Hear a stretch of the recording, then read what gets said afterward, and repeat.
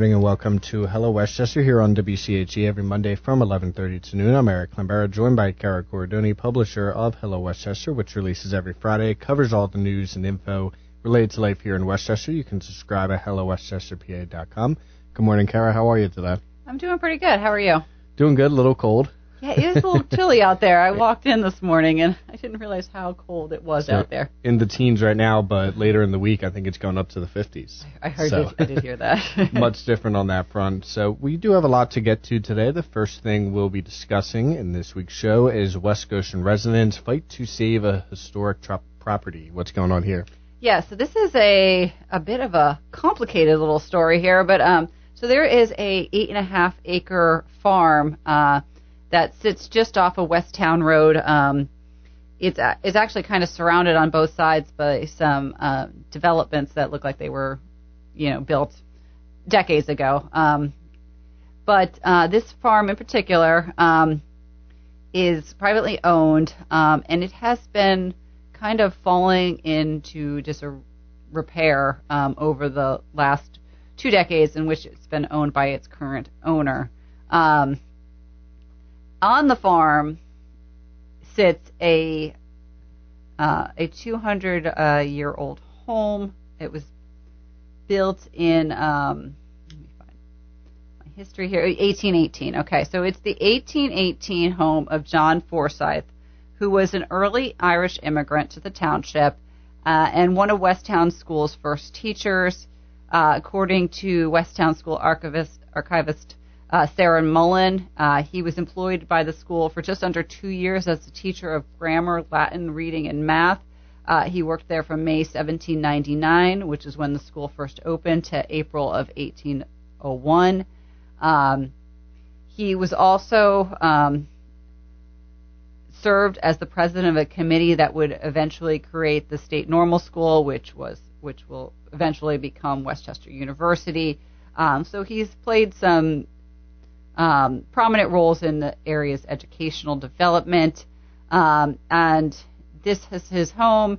It's now sitting on this property, and it's deteriorating rapidly. Not much has been done to the home, to any of the outbuildings on this property, which also includes a historic barn, a spring house, an ice house, a root cellar, as well as just the acreage itself. So little has been done to the property. And in fact, such little has been done.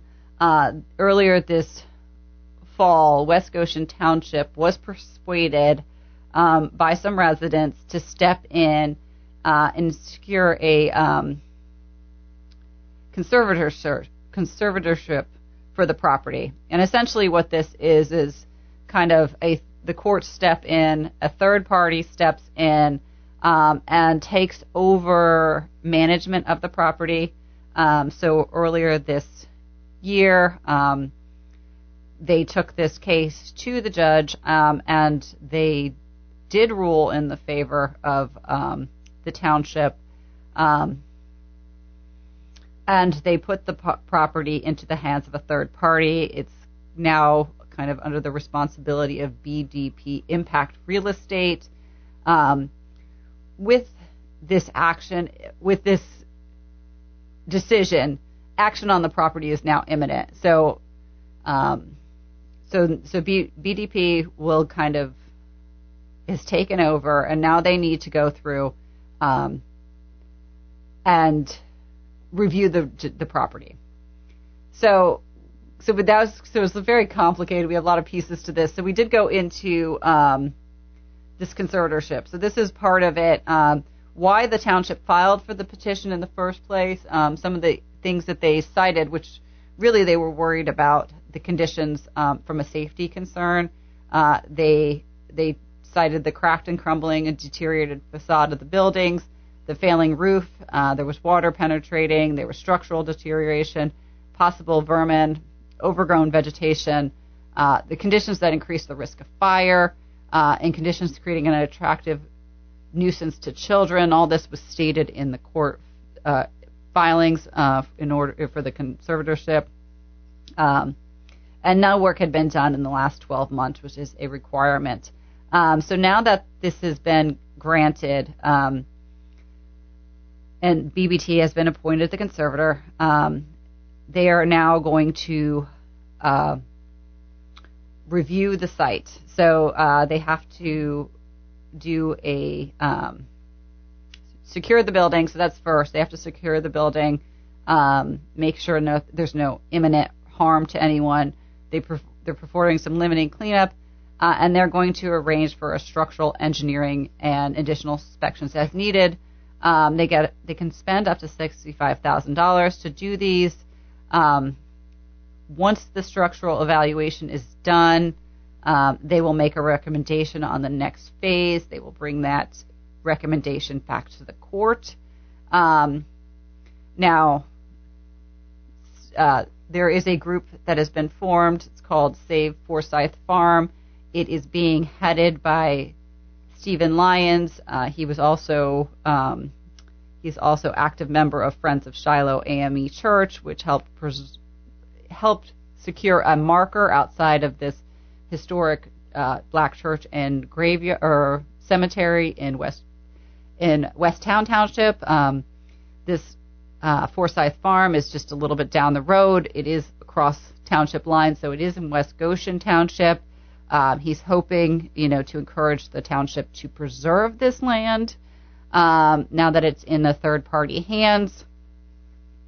That, however, does not seem terribly likely. In a September 2nd supervisors meeting, this was kind of a meeting that went over what the conservatorship would do, what are the possible outcomes were it to be granted. So it was kind of, foreshadowing to what is going to come happen. But during that meeting, Township Supervisor Chairman Sean Walsh basically said there was two options. They could either rehabilitate the residents or demolish all the structures. And he noted at that time that BDP impact properties, their view is that rehabilitation may not be economically feasible and that demolition is probably the likely course of action. That's clearly not what Stephen and his group of around 62 residents were hoping to hear. Actually, getting the conservatorship involved is really not going as they maybe had hoped. He said to me that it's turning out to be a disaster. But the whole thing isn't over yet. We're still waiting on the BDP review or the engineering report that needs to come back.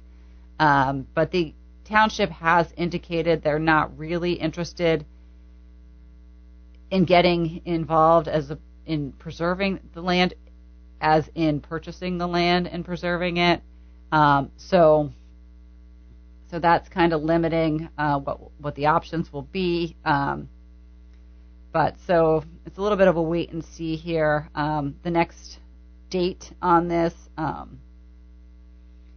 is March 16th at 10 a.m. There is a hearing scheduled. That is a hearing on the final plan. So after they get the engineer reports back, BBD will make this recommendation on what they think needs to happen. That will be presented to the court on March 16th.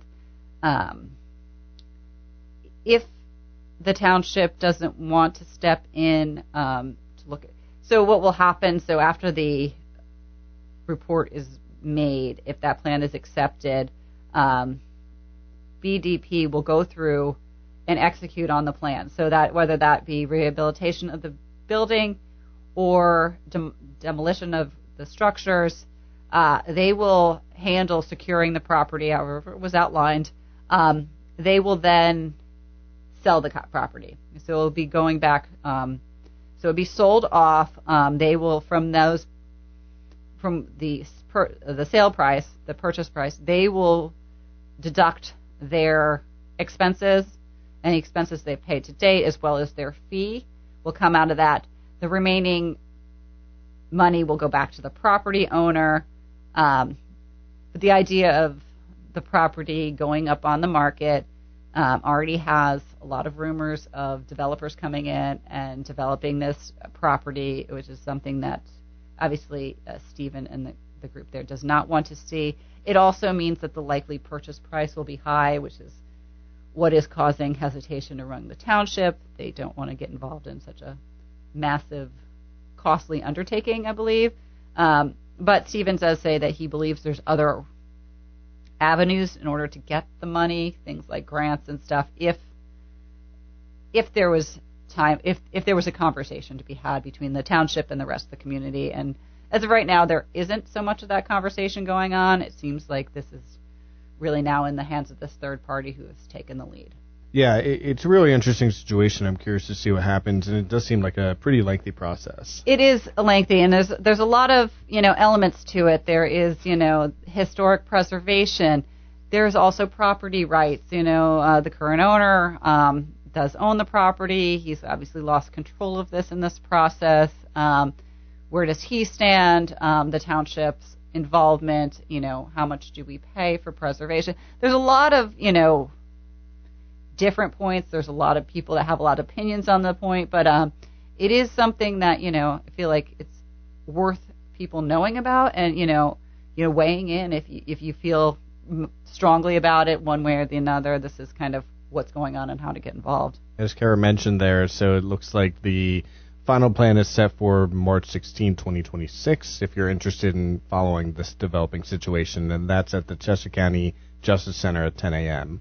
So we'll be following that. The second story we had was, let's talk about Westchester's retail scene. Yeah, so this is just kind of a touch point because we talk a lot about the restaurant scene here in downtown Westchester. The borough is really known for its restaurants. There's 90 eateries in the downtown alone. And sometimes it has been blamed for overlooking its retail scene. But, there is a retail scene here in Westchester, and I don't think it's completely ignored. And actually, there's some things that have been done to really kind of help support that. And one of those happened this past weekend. It's this Chris Kindle Market. This was its third year downtown Westchester. Previously, it had been held at the Chester County Art Association at their Bradford Avenue location, but they moved it into downtown. This has allowed it to expand to some more retailers. It has also allowed it to engage the current downtown retail community. So anyone that owns a retail location in downtown Westchester is actually given free access or entrance into this market, so they can sell directly on the streets during the time. It's been very well attended. We actually did go out on Saturday to the market. I got some Christmas gifts. I found it very lovely. They had the music going in the background. It was very nice. We did go around 5 o'clock. The market ended at 6. So by the time we got down there, it wasn't packed by any means. It was quieter. There were still people out, but some of the booths had already started packing up. It was not down during the middle of the day, but I did hear it was quite busy. So well attended, which another year, which is great. It's been a great bonus selling day for local retailers. Downtown Westchester Executive Director John O'Brien has told me that for some of the local retailers, it's either their number one best-selling retail day of the year or second only to the small business Saturday selling. So it's a big boost for those retailers, which is nice to see. Another little retail trend that I've noticed is I've seen a couple of stores expanding out onto Chestnut Street. So I talked to artist Ree Gallagher. She just opened up her studio and gallery out on Chestnut Street, and then I know Tiger Snake Vintage, who had been at the Gay Street Commons. They've moved also to Chestnut Street. Little bit bigger locations, street level visibility. They seem to be liking it there. It'll be interesting to see if the retail foot traffic thinks to expand onto Chestnut Street, or if this is something that,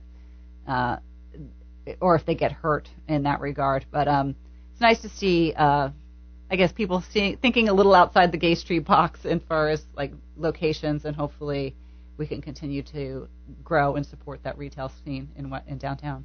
And even another one that in the last couple of years was it the Greenhouse? like down the street here. Yeah. They moved into a much bigger location. They've done a nice job. Clara May is another vintage store. They've done really well. Dark Matter is another vintage store that's come down. She's on Gay Street as well, but nice. So they're very unique stores. Something you're not going to find elsewhere, which is nice to have. Right, and it's a very busy time, of course. You mentioned we just had the Chris Kindle Market. We also had the Small Business Saturday and even the Christmas Parade. I know some stores were closed, but it was still a very busy few weeks here in Westchester. I did have one more thing I wanted to get to before the break, and that was results from Westchester's first full event parking fee, which I believe you said was in effect Saturday as well, right? It was in effect Saturday. So it'll be interested to see how it did on Saturday. But these was from the Christmas parade. So briefly, the new event parking fee is a $20 flat fee. That's to park in any garage or any lot in the borough. On Friday, the day of the parade, it went into effect at 8 a.m. And it was in effect until the parade ended. So I have that. They presented last week the numbers for 2025 versus 2024. And just for comparison's sake, there was an event fee in 2024. So this isn't completely new, but the event fee at the time was $10.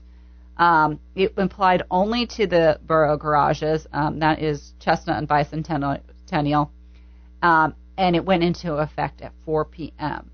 So when we look at the 2 years, we saw in 2024, the Westchester parking garages saw 1,066 parkers on the day of the Christmas parade, and they generated just under $7,000 in revenue.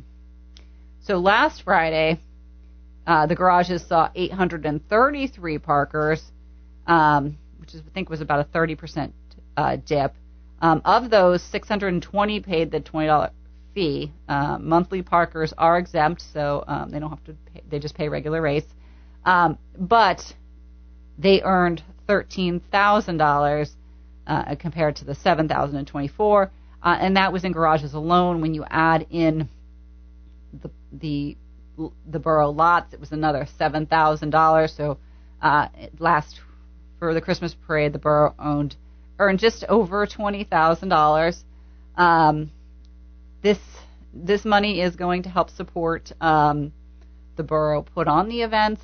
So there is additional costs for police and for public works for setting these things up and shutting them down. They are looking to split some of these costs or earnings with the hosts of the events. So 50% of the revenues from Friday's nights, from the parade night fees, or for parade night revenues, did go to the Greater Westchester Chamber of Commerce. I am talking with Westchester Borough Council President Patrick McCoy about the fees and kind of what they're hoping. So I'm hoping to have a little bit more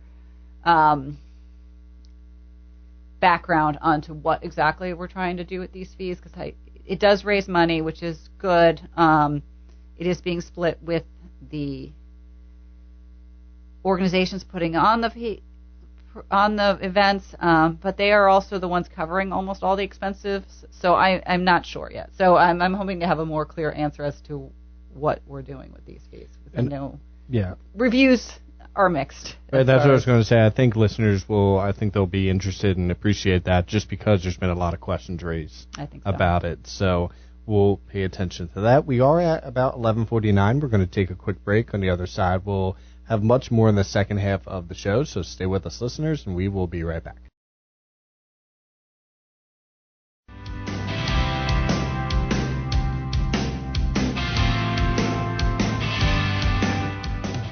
And welcome back to Hello Westchester here on WCHE. I'm Eric Climbera, joined by Cara Corridoni, publisher of Hello Westchester, which releases every Friday. You can subscribe at hellowestchesterpa.com. So we have some quick updates to get to before we look ahead to some events. And as far as the first quick update, thefts are up in the borough. Yes, this is coming from the Westchester Police Department. Their monthly report for November showed that the police responded to 31 thefts. This is roughly a 65% increase over the previous 2 months. They are trending a little higher, confirmed Westchester Police Chief Josh Lee. However, he still believes that most of the reported thefts can be avoided just by making sure you are consistently locking your doors and windows. So make sure you do that, especially before heading to bed at night or if you're leaving on vacation. Yeah, it does seem to be, and that's we haven't had it, luckily, but I have seen that all across the board, like even beyond Chester County, they've been up. They've been up, yeah. So I just want to make sure to be careful of that, take precautions. The second quick update, letters mailed to violators of Westchester's new trash ordinance. Yes, so I know we talked about this a few times now, but it's probably always good to have another reminder. But last month, Westchester Public Works and the Housing Department went around to all residents in the borough, making sure that people were compliant with the new trash ordinance, and they found 60 residents that were in violation. Letters to the violators have been mailed out. So you should, if you're in violation, you will have received a letter. Note that non-compliant properties will face fines, and if not addressed, legal action. So make sure you are aware of the changes and that you're in compliance. Yep, so very important to do so. And then the third quick update we had here was Westchester wants to promote non-automobile modes of transportation. Yes, and this goes to that whole parking thing. So fewer cars can't be a bad thing at this point. But so last year when Westchester Borough voted unanimously to establish a Transportation Advisory Committee. It's a resident-run committee that has been tasked with advising council on transportation planning and capital projects. That includes all your roads, your rails, your trails, your bus, anything really that is not vehicular, at least like an automobile, to, from, and within the borough. That's a big, wide range of options. So they are now they have a survey out. The committee is working with the Delaware Valley Regional Planning Commission to gather information on anyone and this survey is open to anyone who lives, works, or visits the borough. You can take it online. They'll also be out at borough events and community spaces like coffee shops. You can take it with a QR code. But what they're trying to do is they're trying to get information to help them prioritize which transportation-related projects they want to tackle first within the borough. And so it's really broad at this page, I was told, for that reason. They just want to figure out where to focus. I took it myself. It's not a very long survey. It really goes into your transportation preferences and where you think the biggest deterrents are to walking and biking in the borough. So if you get a chance, give them your thoughts. Make sure to check that out. And as you pointed out here, it does seem like the e-bikes and the electric scooters are very popular. They are, and it seems to be a not natural.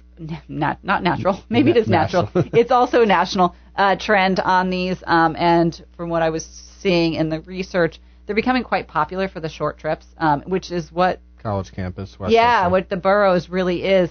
So whether you're coming from the college campus or just outside of town, coming in for a quick dinner or run an errand, they have become popular for that. So that is something that they are looking to make more accessible, kind of those bike routes and things that would allow people to use those. But there's a safety thing with those too, so we have to be careful. They have to think them through, Right, a lot of layers as well. And then the fourth quick update of 5 that we had, Greater Westchester Chamber of Commerce announced the parade winners.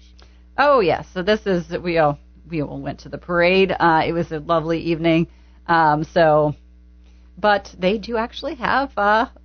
There's winners for this parade too. So they named the best band. Best band went to the Westchester Area School District Combined Marching Band. I heard they got bonus points for their holiday attire. I think was what pushed them over because all the bands were quite close. There was also the best commercial parade float that went to Lasco Products, and the best nonprofit parade float went to the Westminster Presbyterian Church. Yeah, so I know that we actually had the Greater Westchester president in last week, and so she announced them to us on air as well. And yeah, going to the parade, it was very well attended, very well put together, and definitely well earned. Yes, it was I think they did. I think they all did very well this year. I can imagine it was a tough decision as well. I can imagine, yeah. With so many great bands and participants. And then the final quick update was Pine Street Carpenters build 100-plus bikes with a little help. Yes, this has become an annual tradition. I think they're now 17 years in, I believe. But each year, the Pine Street Carpenters, they started a 100 Wheels project where they build 100 bikes for deserving kids in the community. This year, 150 people gathered at their Bulmer Street location to build 119 bikes. In total, they have provided 1,755 bicycles to families in need. They work with local organizations to identify families and children that could benefit from the bikes, and then they are delivered directly to the organizations. Then help kind of finish that up and make sure that those kids get the new bikes in time for the holidays.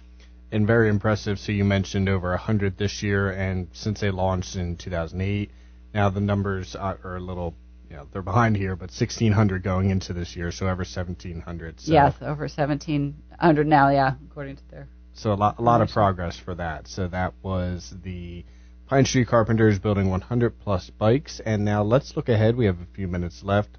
Some upcoming events. Yes, so we have, again, another busy week in the borough. So if you're looking for something that's not holiday related, and sometimes we need a little break, Westchester University's Science on Tap series is taking place on tomorrow. It's at Barnaby's Restaurant at 6 p.m. They're going to be discussing biology. So there will be a professor on hand to give you a little lesson and to answer questions and have a nice discussion. You can, of course, order food and drink with that. So, sounds fun if you get a chance. Also, tomorrow night is the Cartoon Christmas Trio. This is a uptown theater tradition. They come out yearly at this point, I believe, but they're nationally renowned, and they're really the interpreter of holiday cartoon soundtracks since 1995. Also, on Friday is Everhart Park's Lighted Labyrinth Walk. This is in honor of the winter solstice, and you can come after dusk around 5:30 and walk through the Everhart Park Labyrinth, lit by luminaries. It's very pretty, very restorative. If you're overstressed this time of year, maybe take a minute to try that.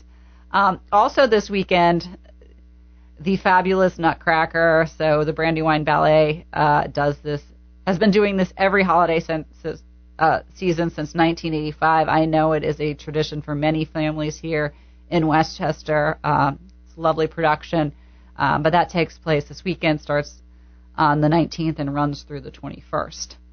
And then as well, of course, the Growers Market. I know that's every weekend. And then Santa on the Fire Truck. That's the 20th as well. And then finally, Knights of Columbus, breakfast with Santa and Mrs. Claus. So yeah. Lots of holiday events. Yeah, so I'll give you a shout on that last one there. That is an $8 breakfast, and all the proceeds go to support the Care Center Foundation. It's a great Westchester organization. 2 seatings, 9 and 10:30 a.m. If you haven't seen Santa yet this year, that's a good opportunity to do that. And goes to a great cause, as you mentioned, Exactly. So make sure to check it out. Cara, thank you as always, listeners. You can check out the podcast, 95.3 WCHE.com, and check out the newsletter, hellowestchesterpa.com to sign up. Thank you all for listening, and we will talk to you next time.